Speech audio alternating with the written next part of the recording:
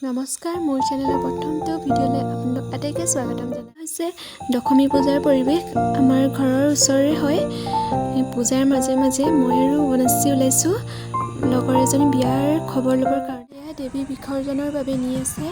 দুৰ্গা মাৰ ওচৰত এটাই প্ৰাৰ্থনা জনাইছোঁ, সকলোৰে যাতে দিনবোৰ ভালে কুশলে পাৰ হয়। আহি লগৰজনী ঘৰৰ ওচৰত পাই গ'লোহি আৰু ভাবিলোঁ সৰু সুৰা গিফ্ট এটাকে লৈ যাওঁ। যিহেতুকে বিয়া খাবলৈ অহা নহ'ব, সৰুকৈ হ'লেও কিবা এটা লৈ যাওঁ আৰু এয়া গিফ্টসমূহ চাই আছিলোঁ। ফাইনেলি আমি কইনা ওচৰত পাই গ'লোহি।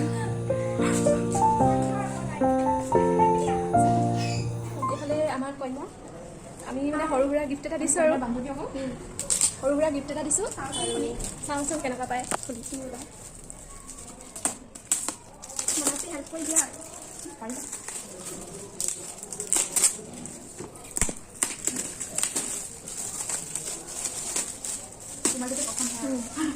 সজাই থবা ধুনীয়াকৈ হয়। ধুনীয়া লাগিছে সঁচাকে সঁচাকৈ নে?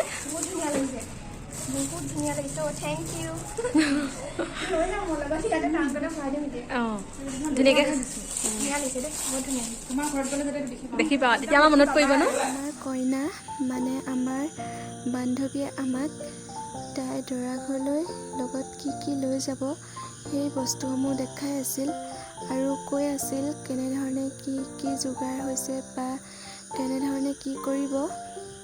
ইয়াৰ লগতে গহনা বা বাকী আন বস্তুবোৰো দেখাইছিল, কিন্তু প্ৰত্যেকৰে ভিডিঅ' কৰাহে নহ'ল, কিয়নো বহুত দিনৰ মূৰত যিহেতুকে আমি লগ হৈছোঁ, কথা বতৰাসমূহ পাতিয়ে থকা হ'ল। তেনেকৈ সময়টো পাৰ হৈ গ'ল।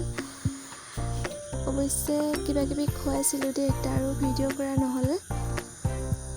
কইনা হৈছে আমাৰ কলেজীয়া বান্ধৱী মচিনা। এই ভিডিঅ'টোৰ জৰিয়তে তোমাক অনাগত যুগ্ম জীৱনৰ বহুত মৰম আৰু শুভকামনা জনালোঁ।